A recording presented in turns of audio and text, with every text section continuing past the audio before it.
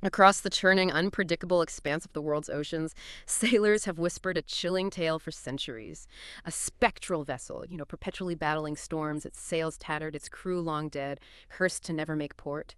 You've likely heard whispers of it, the phantom of the high seas, an omen of doom, forever known as the Flying Dutchman. Welcome to the deep dive.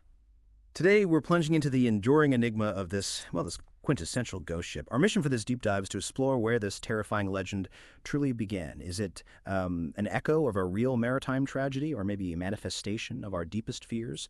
We'll confront the question, what if a ship could truly be trapped between life and death, forever bound to the waves? And we have some incredible source material to guide us, ranging from historical accounts and literary adaptations right through to scientific explanations, all forming the foundation for this deep dive. It's fascinating, isn't it? What's truly intriguing about this legend is how deeply it's tied to the very real perils faced by sailors for centuries. Every legend has a beginning, and for the Flying Dutchman, its genesis is often placed in those treacherous waters around the Cape of Good Hope, a notorious graveyard for ships, really, and just a crucible for superstition. Precisely. It wasn't just a dangerous place, it was a place where human imagination could, well, run wild, fueled by fear and isolation. The earliest known print reference we have appeared in John Macdonald's travels way back in 1790. He described a ship that came to the Cape in distress of weather and wanted to get into harbor but could not get a pilot and was lost. The eerie vision of it, he wrote, has appeared in very bad weather ever since. Spooky stuff. Yeah, and as those early whispers started to spread, the legend itself began to kind of take on new layers. George Barrington's A Voyage to Botany Bay in 1795 that recounted a Dutch man of war lost off the Cape. Its consort later saw what they believed was its apparition, described as a dark, thick cloud that just vanished. That led to the name Flying Dutchman. And this infatuation, as Barrington put it, then spread pretty quickly to English seamen. So, okay, it started as an apparition of a lost ship, maybe a harbinger of bad weather. But things quickly took a much darker turn, didn't they? Hinting at something more sinister. John Lydon's Scenes of Infancy in 1803, that introduced the motif of punishment. Punishment for a dreadful crime and pestilence. The crew were ordained still to traverse the ocean till the period of their penance expire, getting heavier. And then Sir Walter Scott in 1812, he was the first to actually label it a pirate ship, laden with great wealth associated with a horrid act of murder and piracy. He considered seeing it the worst of all possible omens. That really deepens the myth, doesn't it? When you add crime and punishment and piracy, well, the natural next question becomes, who was this cursed captain? The sources actually suggest a few possibilities. Like the 17th century Dutch captain Bernard Foch, he was renowned for his incredible speed sailing from the Netherlands to Java. His speed was so remarkable, apparently, that people suspected he was in league with the devil. Makes him a plausible model. Right, the idea of supernatural speed was already floating around, but then with Captain Hendrik van der Decken, the name that pops up in Blackwood's Edinburgh magazine in 1821, the defiance takes center stage. Is it that defiance, do you think, more than just the speed, that truly cemented the myth? This tale vividly describes van der Decken's stubbornness at the Cape, swearing, and this is a direct quote, "May I be eternally damned if I do, though I should beat about here till the day of judgment." Wow. This version also includes that chilling detail, the crew trying to send messages home to people long dead, and accepting those messages supposedly brings misfortune. The ship itself is believed to be a 17th century cargo vessel, a fluitit. That's a specific type of Dutch ship, right? Known for cargo.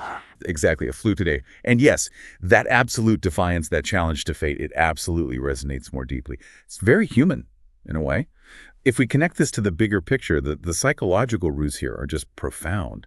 The Cape of Good Hope was, as you said, incredibly dangerous. Sailors faced real, terrifying storms, starvation, isolation. These were conditions that made them particularly susceptible to supernatural beliefs. A defiant captain and a cursed ship weren't just a story. They were maybe a reflection of their own desperate struggle against an unforgiving sea. And from those psychological roots, well, it's no surprise that for centuries, sailors swore they witnessed this ghostly apparition. These isolated incidents became persistent tales. Let's delve into some of the most compelling accounts. Indeed. There have been many reported sightings over the years. Captain George S. Daubrey had a notable account back in 1835. But perhaps the most famous sighting involved royalty. Prince George of Wales, the future King George V, and his elder brother, Prince Albert Victor, in 1881. That account is genuinely chilling. They were on HMS Inconstant, and their log record seeing, get this, a strange red light as of a phantom ship all aglow, in the midst of which light the masts, spars, and sails of a brig 200 yards distant stood out in strong relief. 13 people saw it altogether, but on arriving, there was no vestige nor any sign whatever of any material ship was to be seen. Vanished. And here's a really grim part. Later that same morning, the ordinary seaman who first reported the sighting fell from the fore-topmast crosstrees and was smashed to atoms.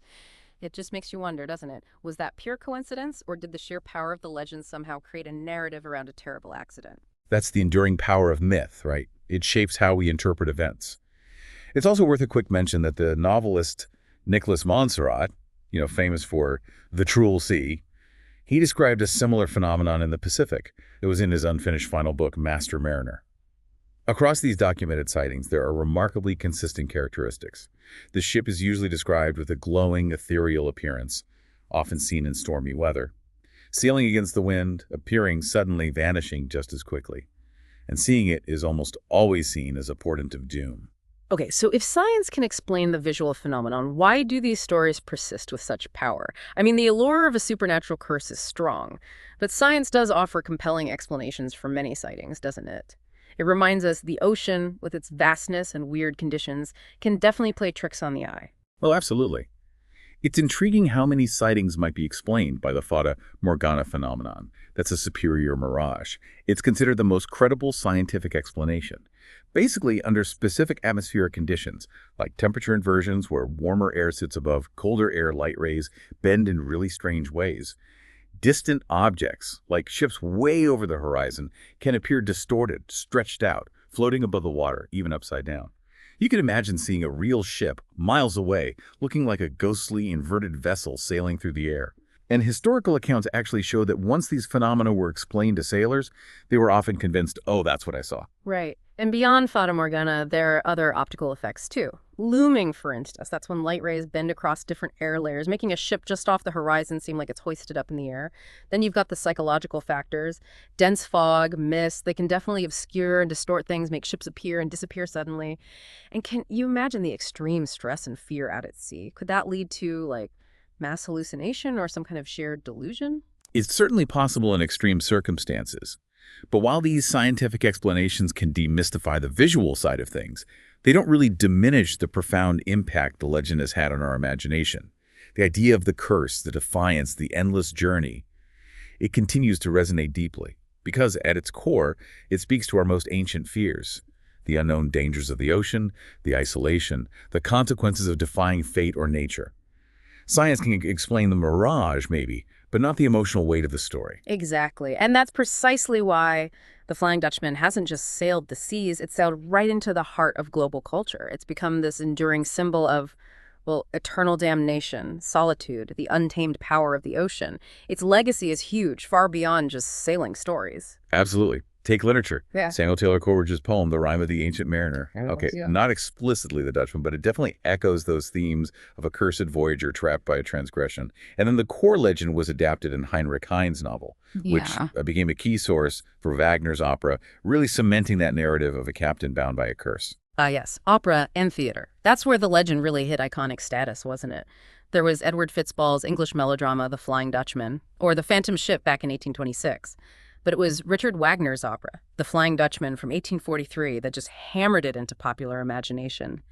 Wagner added those profound elements, redemption through a woman's devotion, the captain getting to step ashore every 7 years to seek a faithful wife. That transformed it from just a spooky curse into this deep human drama about longing and salvation. It's fascinating how different artists pull out different aspects of the myth. Wagner explored redemption, but then you have Amerio Baracus play Dutchman from 1964, using the legend completely differently as a powerful symbol of entrapment and racial identity in modern America. It just shows how adaptable the core idea is. That versatility is still going strong, especially in film and TV. I mean, look at the Pirates of the Caribbean franchise. The Flying Dutchman is such an iconic ship there, captained first by Davy Jones, then by Will Turner. That adaptation totally reimagines the curse, exploring themes like duty, heartbreak, the burden of immortality. The captain can only step on land once every 10 years, and true love is the key to breaking the curse. It's a different take, but really compelling. And you even see it pop up in classic TV shows. Like the Twilight Zone used similar themes multiple times.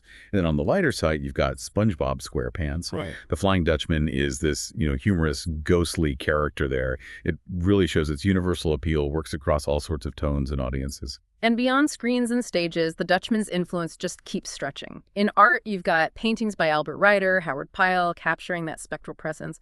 Even in competitive sports, there's a high-performance racing dinghy called the Flying Dutchman. It was an Olympic-class boat starting in 1960. Yeah, and KLM Royal Dutch Airlines, they actually paint the Flying Dutchman on their aircraft. It's a clever play on the whole endless traveling aspect of the curse, connecting the myth right to modern travel. A neat bit of branding, really. And finally, a fun touch. All those famous people nicknamed the Flying Dutchman. Wow. Legendary pilot Anthony Fokker, baseball great Honus Wagner, footballers like Robin van Persie, Max Verstappen. It really shows how deeply ingrained this figure is in our culture, associated with speed, maybe skill, perhaps that touch of the uncanny. So when you pull it all together, whether you believe it's a real ship somehow cursed, a trick of the light, or maybe the collective dread of centuries of sailors, the Flying Dutchman remains the ocean's most potent and enduring mystery. Yeah, it really challenges us, doesn't it? To look beyond just what can be rationally explained, to consider the primal fears that fuel humanity's greatest and sometimes darkest stories. It reminds you that even now, in our modern, scientifically advanced world, there are still whispers on the wind, shadows on the waves, mysteries that just defy easy answers. Perhaps the true curse, the true meaning of the Flying Dutchman isn't just about sailing forever.